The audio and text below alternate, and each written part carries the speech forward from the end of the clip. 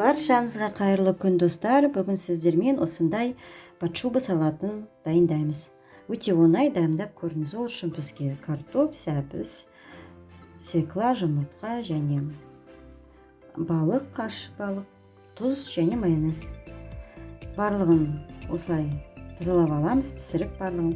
Сосын ыдыс алып, картопты алып, теркіден өткіземіз. Слойкасымен өткіземіз. Бірінші картопты өткіземіз. Сосын картопты өткізіп алғаннан кейін равномерно тарелкаға орналастырамыз.